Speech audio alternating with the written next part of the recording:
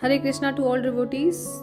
हम श्रीमद् भागवत गीता पढ़ रहे हैं। हमारा अध्याय 3 कर्म योग चल रहा है कि कर्म की प्रधानता के बारे में बताया श्री कृष्ण भगवान ने। तो श्लोक संख्या 39 तक कंप्लीट हो गए हैं। श्लोक संख्या 40 है।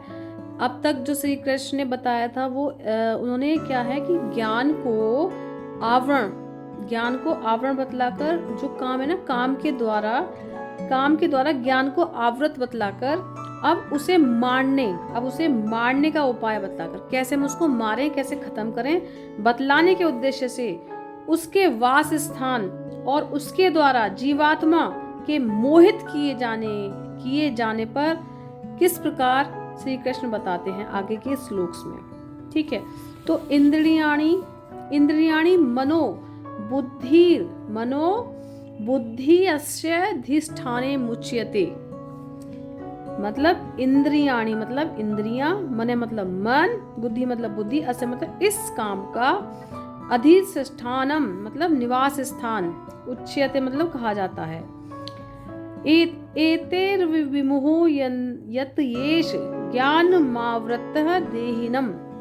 तो एते मतलब इन सबों से, विमोहति मतलब मोहग्रस्त करता है, ईश मतलब यह काम क्या है, मोहग्रस्त करता है। ज्ञान मतलब ज्ञान को, आवृत मतलब ढक देता है, ढककर। देहिन मतलब शरीरधारी जो हमारा आत्मा जिसके अंदर है, जो शरीर धारण कर रखा है, उसको काम जो है मोहित कर देता है और ज्ञान रूपी आवरण को ढकता है। कैसे ढकता है? तो इंद्रियां, मन तथा बुद्धि इस काम के निवास स्थान है। इस काम के निवास स्थान कौन है? हमारी इंद्रियां, हमारा मन और हमारी बुद्धि, 3 चीजें। इसके द्वारा यह काम जीवात्मा के वास्तविक ज्ञान को ढककर उसे मोहित कर लेता है। जीवात्मा के वास्तविक ध्यान जो ज्ञान है उसको ढक देता है और उसको मोहित कर देता है। क्या क्या चीजें होती हैं? 3, उसके मन, इंद्रियां और बुद्धि।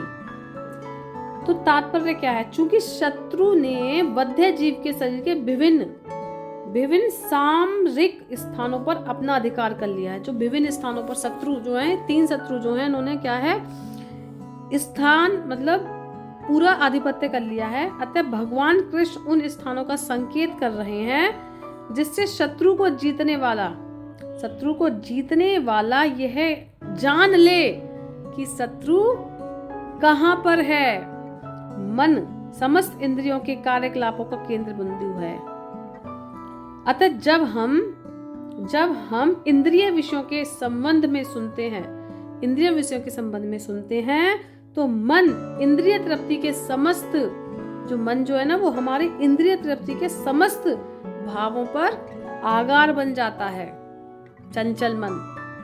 इस तरह मन तथा इंद्रियां काम की शरणस्थली बन जाती हैं। मन और इंद्रियां क्या होती हैं? काम की शरणस्थली बन जाती हैं। इसके बाद बुद्धि ऐसी कामपूर्ण रुचियों की राजधानी बन जाती है। बुद्धि क्या है? इन काम रूपी रुचियों की राजधानी बन जाती है। बुद्धि आत्मा की निकट पड़ोसी है। बुद्धि जो है वो निकट पड़ोसी है।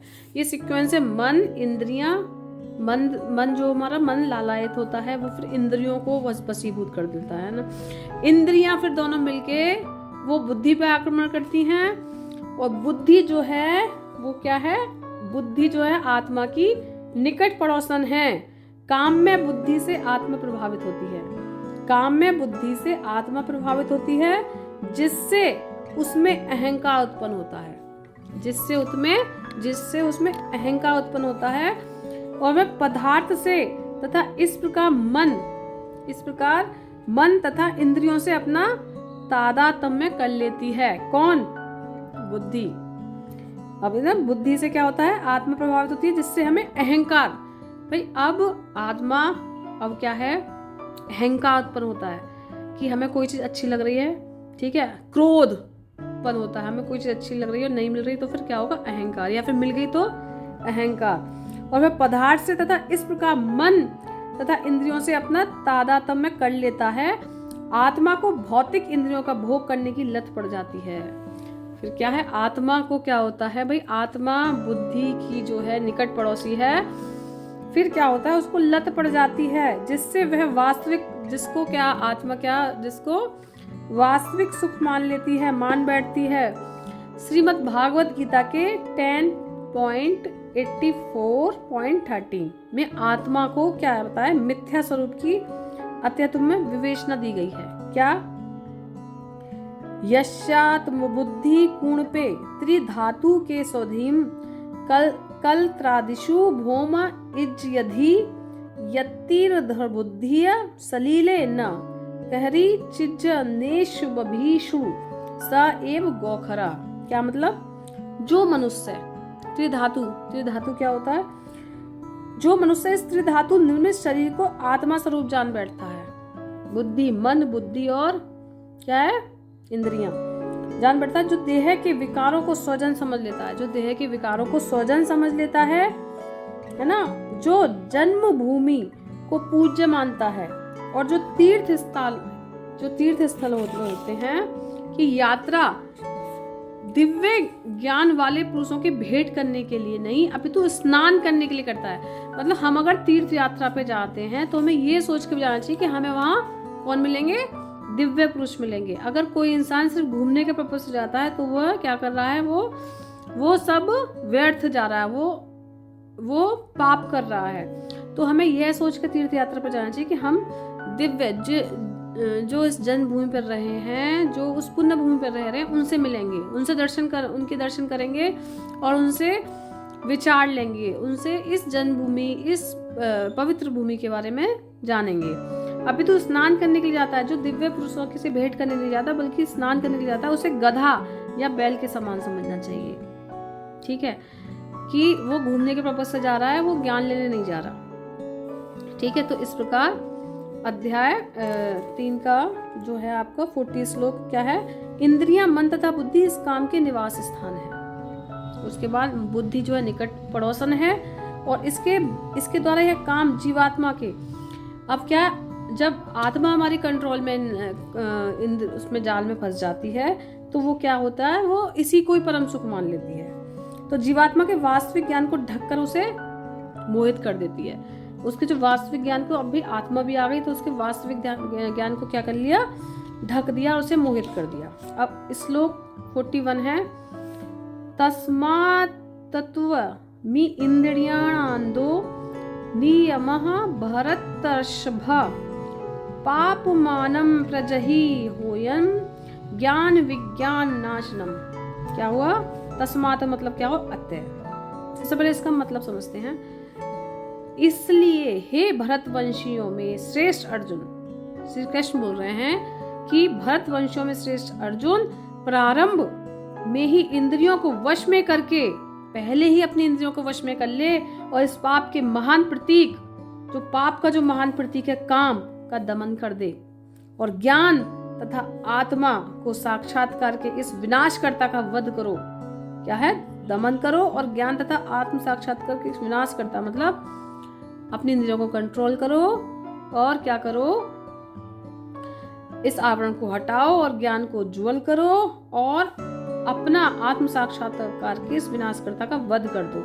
जो आपके आत्म साक्षात, जो आपके जो आपका सेल्फ इवेल्युएशन है, ठीक है, जो आपका अपना अंदर का जो ज्ञान है उसको बाहर निकालने के लिए इसका वध कर दो और इस विनाशकर्ता का वध कर दो, ये मतलब है। तो तस्मात् मतलब अतः है, तुम मतलब तुम, और इंद्रियाणी मतलब इंद्रियों को, आदो मतलब प्रारंभ में, नियमः मतलब नियमित करके, भरत ऋषभ हे भारतवंशियों में श्रेष्ठ, पाप मानम मतलब पाप के महान प्रतीक को, प्रजहि मतलब दमन करो, आपको जो महान है उसको दमन को खत्म करो, ही मतलब निश्चय ही, इन मतलब इस, ज्ञान मतलब ज्ञान, और विज्ञान मतलब तथा शुद्ध आत्मा के वैज्ञानिक ज्ञान को, नाश मतलब जो आपका शुद्ध ज्ञान है उसको आप उसको हाईलाइट कर पाओगे अगर आप इसको कंट्रोल करोगे। नाशन मतलब सहर्ता, विनाश करने वाला। तो इस प्रकार आप क्या करोगे, इसको दमन करो और अपनी श्रेष्ठतम जो आपका काम है उसको करो, ठीक है, और अपने ज्ञान को उभारो। तो तात्पर्य क्या है, भगवान ने अर्जुन को प्रारंभ में ही इंद्रिय संयम करने का उपदेश दिया था। स्टार्टिंग में बोल दिया था उन्होंने इंद्रिय संयम करने का उपदेश दिया, जिससे वह सबसे पापी शत्रु काम का दमन कर सके। जिससे वह अपने सबसे पापी शत्रु क्या है? काम, जो मैंने पहले भी इस श्लोक में बताया था, श्लोक संख्या 36 में, जो आत्म साक्षात्कार तथा आत्मज्ञान की उत्कंठा को विनष्ट करने वाला है। ज्ञान का अर्थ है आत्मा तथा अनात्म के भेद का बोध, अर्थात यह ज्ञान की आत्मा, जो ज्ञान है, आत्मा शरीर नहीं है। जो ज्ञान का मतलब ज्ञान का अर्थ जो है वो आत्मा तथा अनात्म के भेद का बोध है, अर्थात यह ज्ञान कि आत्मा शरीर नहीं है। आत्मा जो है वो शरीर नहीं है, वो अलग है शरीर से। विज्ञान से आत्मा की स्वाभाविक स्थिति तथा परमात्मा के साथ उसके संबंध का विशिष्ट ज्ञान सूचित होता है। तो श्रीमद् भागवत गीता के अध्याय 2.9.31 इसकी विवेचना इस प्रकार हुई है। किसकी? आत्मा की। ज्ञानम परम गुह्याम में यद् ज्ञान समनवदितम सरहस्यम तद्गम च गणान गतितम मया। क्या मतलब है? आत्मा तथा परमात्मा, जो आत्मा है तथा परमात्मा का ज्ञान अत्यंत गूढ़ एवं रहस्य में है, किंतु जब स्वयं भगवान द्वारा उसके विशिष्ट पक्षों की विवेचना की जाती है तो ऐसा ज्ञान तथा विज्ञान, तो उसको क्या, जब भगवान के द्वारा इसकी विवेचना की जाती है तो ज्ञान तथा विज्ञान समझा जा सकता है। अगर भगवान उसको बताएंगे, जैसे भगवान ने बोला कि आप इंद्रियों को कंट्रोल में करो और उसके साथ साथ कर्म पे भी ध्यान दो, तो उसमें ज्ञान और विज्ञान को भगवान ने समझाया है। भगवत गीता हमें आत्मा आत्मा का सामान्य तथा विशिष्ट ज्ञान क्या होता है? ज्ञान और विज्ञान, विशिष्ट ज्ञान प्रदान करती है भगवत गीता। जब भगवान के भी भिन्न अंश हैं, अतः वे भगवान की सेवा के लिए है। यह चेतना कृष्ण भावनामृत कहलाती है। कि हमें जब भगवान की चेष्टा होती है, हम भगवान की क्या कहते हैं, भगवान के भिन्न अंश को जानना चाहते हैं, तो वह कृष्ण भावनामृत कहलाती है। अतः मनुष्य को जीवन के प्रारंभ से इस कृष्ण भावनामृत को सीखना होता है, जिससे वह पूर्णतः कृष्ण भावना भावित होकर तदनंतर कर्म करे, सब कुछ कर्म करे कृष्ण के शरणागत होकर। काम ईश्वर प्रेम के विकृत प्रतिबिंब है। काम जो है वो ईश्वर प्रेम का विकृत प्रतिबिंब है और प्रत्येक जीव के लिए स्वाभाविक है। किंतु यदि काम जो है वो प्रत्येक स्वाभाविक ही है, ठीक है, ये स्वाभाविक ही है। किंतु यदि किसी को प्रारंभ से ही कृष्ण भावनामृत की शिक्षा दी जाए तो प्राकृतिक ईश्वर प्रेम काम के रूप में विकृत नहीं हो सकता। मतलब भगवान इसको भी मना नहीं करते, लेकिन वो एक सिस्टम को फॉलो करने के लिए बोलते हैं और ये बोलते हैं कि कृष्ण भावनामृत में को अपने आप को समर्पित करो, शिक्षा ग्रहण करो, तो ये सारी चीजें भी गलत नहीं है, ठीक है। काम रूप में विकृत हो जाने पर उसके मौलिक स्वरूप को पुनः प्राप्त कर पाना दुस्साध्य हो जाता है। मतलब काम में इतने भी तृप्त मत हो जाओ कि तुम अपना क्या है दुस्साध्य हो जाए आपका काम जो। फिर भी कृष्ण भावनामृत इतना शक्तिशाली होता है कि विलंब से प्रारंभ करने वाला भी भक्ति, जो विलंब मतलब देर से भी प्रारंभ करता है, करने वाला भी भक्ति के विधि विधानों का पालन करके ईश्वर प्रेमी बन सकता है। अगर वो लेट भी ज्वाइन करे तब भी वो भगवान का ज्ञान मतलब सुनना नहीं मतलब वो सीखेगा।